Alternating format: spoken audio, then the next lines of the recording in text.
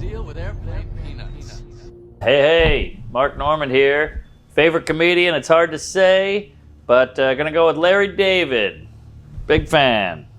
Pretty good comedian. I met him once at Amy Schumer's wedding, and to get into this wedding, you had to park your car, so you had to wait in the valet line. It was in LA. And I somehow was in the LA line driving in this parking line behind Larry David. So I got to see him in his Prius with his daughter going like, talking to the guy with the clipboard, like, what? Where do I have to go? I couldn't hear it, but I got to see him be like, and then the clipboard guy walks away and he's yelling at the dog, can you believe this? So I'm seeing a fucking episode right there through my car windshield. It was amazing. This is insane. What you're about to hear is insane. It's crazy. Got the theater coming up. My agent. Hey, we got Chicago Theater. You're doing 7 p.m. on Friday night. I go, you got that right, fatty. 7 p.m., that's my usual time. And they go, well, we got a bit of a snafu here. Larry David wants the 7 p.m. slot. He can only do that night. Do you mind going on at 9? And I'm like, oh. Is this insane? Wow. That's crazy. Then, of course, I'm like, yeah, he can have the 9. What do I give a shit? I'd give him my wallet. Yeah. My wallet's gone. He wrote that. Yes, that's right. So I go, yeah, of course, give him the 9. But you know what? I want to meet him. Now I'm making demands. I love it. Good for you. I say what's good for the goose is good for the gander. Yes. And me, you should say I want backstage pass. I want to see the show. Oh, I'm going to the show. I want to open. Yeah. Yeah. Well, that'd be nice. But it's an evening with. I don't even know if I don't know what he's doing. Whatever. He's doing a chat. He needs a moderator. Every place he has a different moderator. Let's not go crazy. Every I'm single not place. gonna moderate. You can't moderate. What are you, Well, crazy? come on. Well, you just He's have gonna a be like, conversation. would you rather eat your dad's cum or your mother's cunt? So I'm going to meet him. This is wild. Wild. We'll be in the same room. It's Larry, insane. you're performing in the same room on the same night. What are the chances of all the gin joints in all the Yes. world, of all the people that can be performing there? LD, the all-time king, the true king of comedy. the hero. Literally the greatest. Better than Groucho or Mark Twain goat. or Roseanne Barr or Rosie O'Donnell. Yeah, oh yeah, got to include her. Maybe not better than Rosie, but I mean like the GOAT. The GOAT. What did they say? Generational talent. Absolutely. He's our Sagalo. And the cool thing is, first of all, I had some leverage. He wants a favor from me. I get a favor from him. So now we're even. But you're not a rube. I'm not some chooch going up to him going, hey, Larry, I love the show. I can quote everything. Your wife's gay. I f***ed your daughter. No, I get to go, hey, how you doing the 7 o'clock? I'm doing the 9. Exactly. Same theater. That's the thing. You don't even have to ask to meet him. He's going to want to meet you. I don't know. Well, he's going to be like, wait, who's doing the 9? Is a comedian on the show? Because it's not like you're Engelbert Humperdinck. No. You're Mark Norman. He's going to be like, there's a comedian on the show? He's friends with Jerry? Friends with Jerry. You can text Jerry and say, hey, I'm meeting Larry. And then Jerry texts Larry and goes, oh, you're going to love this guy. We hadn't had pizza together. I didn't think about that. This is huge. This is enormous. Mark Normus. Norman, yes. E pluribus unum. Whoa. I mean, this is bigger than big. Because Jerry, let's be honest, it's cool. But Larry, I mean, we all know Larry's, I don't want to speak dispersions. We love Jerry. Jerry rules. But Yes. they're not, Larry... I hear greater you. than. 2 greater than signs. Okay, 2X. 2. All right, maybe 1. Here's I just had a thought. He's at the theater anyway. He doesn't like going places. Guest set on my show. I don't think that's crazy. I mean, he hasn't done stand-up since the 40s. It's going to be, hopefully, a sold-out show, a stand-up crowd. My crowd likes him more than me. He walks out, does 8. Does the Usted bit? Come on! That's legendary. I think you got to make the offer, obviously. I'll throw it out there as a goof and see what he says. I can't imagine him doing stand-up, but if he does stand-up on the show, I'm going to say this right now. Patreon, I your dick in that chair. I get on my knees. I walk over on my knees. Yes. Take your dick out. Swallow your cum. Yes. Gargle it. Spit it in Chuck's face. Yes. We fire him. Rupert jumps off the top rope. Ass first in my face. for $50. If this guy does stand up on your show, forget about it. And also, by the way, we have to end the relationship. I can't talk to you after that. No. If this guy opens and you come out on his shoulders like Eddie Vedder and Dennis Rodman, I can't talk to you anymore. Well, I got to tell you about the Larry thing. He was miserable. I was miserable. It was bad. It was like a hostage situation. Damn it. I'd rather be waterboarded than go through that again. Because this is like a thing he would hate. Yes. This is like a curb. It's a curb app. Like he has to. Yes. He has to shake your hand and take a photo.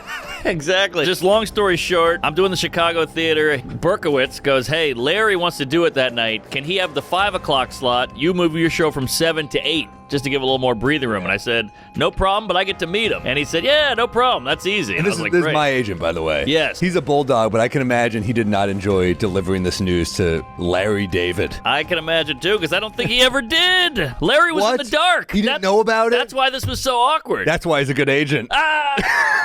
He just made it happen. So Larry, his guy, I'm not going to say his name. He's Larry's point man. Okay. I'm not going to say his name because I'm about to this guy right in the ass. I know who it is already. Okay. So I'm in Chicago. Me and DeVito are out at a lunch spot having coffee, talking comedy. We're having a great time. Yes. Anthony DeVito, look him up. Walking around that downtown Chicago. We're in Kalamazoo the night before, no offense. So it was like quite an upgrade. The river going through, the Lake Michigan, the Sears That would be Tower. funny if someone in Kalamazoo is like, what? Chicago's, they don't know? So Larry's guy's hitting me up, and he's going, hey, the show's at 5. You might want to come early, meet him before the show. And I go, oh, well, we're out at lunch. I still got to go shower. I was planning on coming to the show. They're already f***ing you. Exactly. And he's like, well, he's going to want to leave right after his show. And I'm like, I'm out. They told me after, so I had planned on after, and now you're trying to switch it up on me. He's like, you might not be able to do it after. I'd come before. And I'm like, I'll never make it. I got to go home and shower and get my outfit on and the whole thing. This is f***ed up. It's f***ed up. So I'm like, I put my foot down. I'm like, hey, fuck you. We agreed to this. I moved Got the him on time. the phone? Well, I'm texting. I'm like, hey, we agreed to this. And he's like, all right, we'll see. Give me the we'll see. And I'm like, what was all this? What was all the agreement? This is Peeve City all over it. So his show's at 5, so I show up at 5:30 because I want to see the show. He's doing an evening with Larry David. It's him and Susie Essman on stage. It was really funny. Oh, that's cool. Super cool. Q&A. Larry's up on his feet telling stories. And then after the show, they whisk Larry off into the green room, and I'm like, this is it. So Larry's guy comes and grabs me, and he goes, let's do it. And he looks annoyed at me, like, let's get this over with. And I'm like, why am I the bad guy? But whatever. Oh my so we get to Larry's green room. Did he have any idea who you were? No idea. So he didn't know you were doing the show after him? Nothing. You could just be some dipshit roaming the halls. Yes, exactly. And I got that weird thing on my arm. He probably thought I had cancer or something, and I just got a blood infusion because that was from the IVs. That's why I travel with Viter. People are like, he might have cancer. Larry's in the green room, that green room with like 12 people, old people. His daughter's in there. He's got family in there, and they're all like, great show, good to see you. And he's like, I haven't seen you since New York City in 1971. He's talking to all these people. Fuck. And his point guy is looking at me. I'm standing outside the green room like this, and he goes, we got to do it now. We got to do it now. If we don't do it now, it'll never happen. Like I'm like, Secret Service, they're like, the eagle is landing. Yes, exactly. Meanwhile, I'm at my hotel room showering, like, me and Larry are going to talk about stand-up. We're going to talk about opening for Jerry. We're going to talk about the Dodgers. We're going to talk about New York. I'm going to talk about the show. He's going to get me in a headlock. He's going to noogie me. We're going to kiss. I have all these fantasies. I thought about asking for a guest set. Like, what kind of crazy world am I living in? For your show, he's like, I should bring back Curb. This guy could be my new wacky neighbor. Yes, I his daughter. I thought all kinds of stuff was going to happen. So I'm outside the green room, and he's like, let's do it now. And I'm like, give him a minute. He's talking to some old guy, their old friend. Give him a minute. And he's like, it's now or never. And I'm like, all right, fine. And this pimple, this twerp, he goes, hey, Larry, sorry to interrupt. This guy wants to meet you. And Larry's like, okay. And I just come in. This guy is rough. How about he's doing the show next to you after you? It's sold out. How about he's a stand-up comedian? How about he opens for Jerry? How about he moved his time for you? Give me some context, you queef. You killed me. That's rough. So Larry's like, okay, he just stood there, no handshake. And I had all these things to say. I froze because I felt so uncomfortable. I went blank, and I go, great show. And he goes, yeah. And they took the photo, and I left. And DeVito was like, woo, that was brutal. DeVito thought he would meet him too. I mean, we thought this would be a lot more casual and fun. That kid me right in the ass. Larry had no idea. He thought my dad owned the theater or something, I assume. And I went back to my green room and shed a the tear. difference in expression is, Yes! like, look at Mark. He's still trying. He's like, maybe I could fake my way through the picture. Yeah. He's giving the little finger bang. Larry just looks like he ate like something sour. He had no idea what that was, and the whole thing lasted about 4 seconds. Photo got out. The agent guy was like, all right, see you later. We did it. And I was like, you fucking chooch. Oh, look what we got here. Oh, we got to talk about this. Everything about my picture is better than yours, by the way. Everything. Better lighting. He's smiling. Yeah, Larry does not look happy in yours. I got to smile. Oh, yeah, he hated it. I mean, I told the story. I want to hear your story. So I'm in Austin. My agent reps Larry David now for live events. This is why we're having more trouble selling tickets on the road. We're going up against everybody. Yeah, LD. Not just comics now. It's, Tina Fey and Amy Poehler. Right. Yeah, I'm at the show, and the same agent who introed you is kind of like, "Hey, That pimple. you want to meet him?" And I was like, "Only if I'm not annoying him." Okay. I don't want to. This is my nightmare, and I'm extra nervous because I know Mark's story. And after the show, I go back there, and I'm like, I'm gonna be quick. I don't want to bother him. And I got the perfect intro until he goes, "We have a quick talk," and I go, "The show is good," which is all anyone wants to hear. Yes. You just want to hear the show was good. And Yes. He goes, "Really?" And I said, "Yeah, it was really good." Oh, wow. It was really funny, and I said, "I'm a big fan. My favorite episode is Corpse Sniffing Dog," and he smiled. Oh. I was like, I got to smile at it. I love it because they were talking about callbacks on stage and how much they love callbacks. I love the end where he blows the dog whistle and the dog runs out. I love that. The only hiccup we had. Okay, a and this hiccup, finally. Minor hiccup, because I tell the agent, I say, "Get a picture." Like, I Yes. don't want to ask. So you say, "Oh, we should get a picture with you." Because he goes, "Oh, we talked a little about stand." He goes, "You're a stand-up." Oh, you got the stand-up Yeah. combo. Well, the agent goes, "This is a really funny stand-up we represent." So he was like, he smiled, and he goes, "Where you live?" And I go, "New York." And he was friendly. But I also didn't want to overstay my welcome, so that was it. And then the agent, "Well, let's get a picture of you two." And right as he says that, a mouthful of hummus and celery. And he's like, and he just looked annoyed. I was like, "Oh, fuck, my moment. But then he swallowed, and then he smiled again. I got this. Man, I feel like I licked his toes and you got to f him. Yeah. Man, oh man. Is there any chance it's the same agent? It is the same guy. Same exact person? Who listened to us talking about it and felt horrible. Good. You f***ed me. I hope you feel bad. I had the dry run. You got the real show. Dude, we got to ask you something, actually, because Mark met Larry David, had a so-so interaction. I had a quick one. It was pretty good. You were on Curb. I did an episode of Curb. Yeah, right. I did one episode of Curb, but it was amazing for me. It was like I was teed up to win. Yeah, Mocha Joe's episode.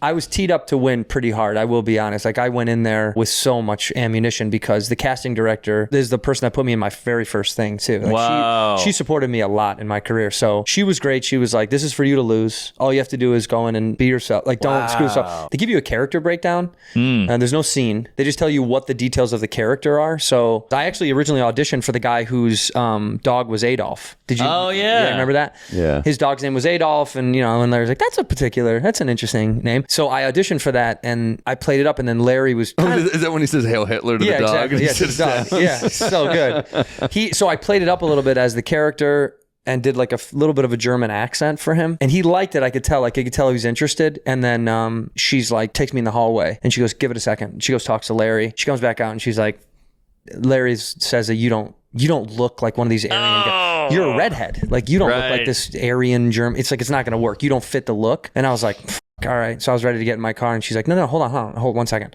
She went back in. They talked for another 3 minutes. She comes back out and she's like, "He wants you to do this other one. Will you try this other one?" So she hands me the paper. I went out into the hallway. They took one more audition. And then I was like, "I'm ready. I can go now." She's like, "You don't want any more time to prepare?" And I was like, no.